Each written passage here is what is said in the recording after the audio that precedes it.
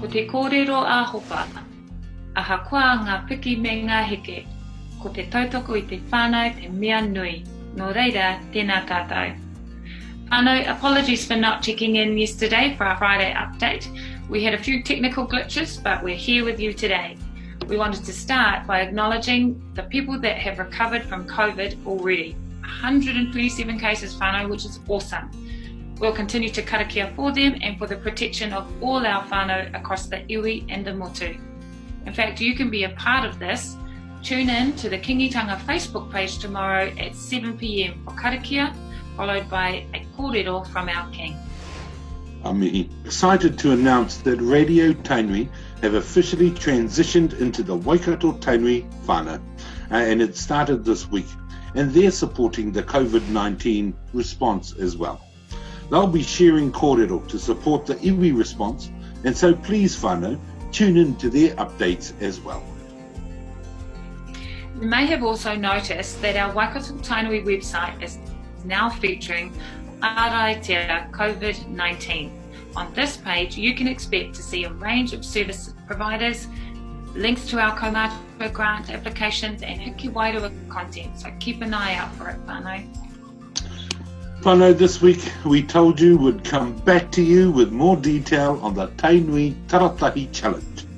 Show us your best videos, memes, songs, jokes, activities with the whānau at hashtag Tainui Taratahi and message them to us on the Facebook page or on the website. Ruku and I will be the judges. So to date, online, we've seen some of you making it count, wearing your best to countdown, only wearing your flash tops on the Zoom video links, and a whole heap of whānau are creating their own TikToks and waiata. And some of you have even learnt the names of the tamariki in your household. Ka pai kutu. Some of you are growing monobrows, so, kia kaha tātou katoa. You've got until Friday morning and we'll announce a winner of the Taratahi Challenge to win a couple of $50 supermarket vouchers every week. Whānau, there will be more online challenges, so stay tuned. Don't forget also, whānau, testing is important. If you are worried you might have COVID, call 0800 358 5453. I'll say that again, 0800 358 5453 if you're worried you might have COVID symptoms.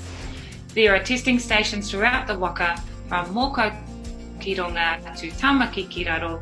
For more details on these testing sites, check out our Facebook page.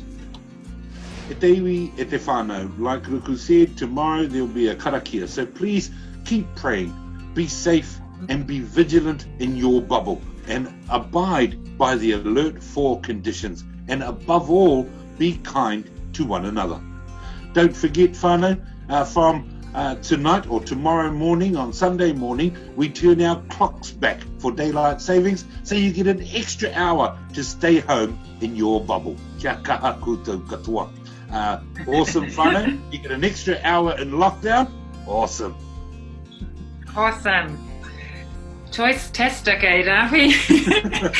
Next week, whānau, we're also going to change it up a little. Our Te Whakakitinga Chair, our Chief Executive Officer and Senior Managers, they will be bringing you updates, but we will be here on Mondays and Fridays for the Ruku and Rahui show.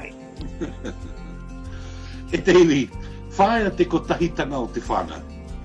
Whaia te kotahitanga o te iwi. Pai heretia ki te rangi marie, pai heretia ki te aroha. Amohi ake te ora o te iwi, ka puta ki te whaiao. To protect the people is paramount, and together we will get through this. Pai marire. Pai marire.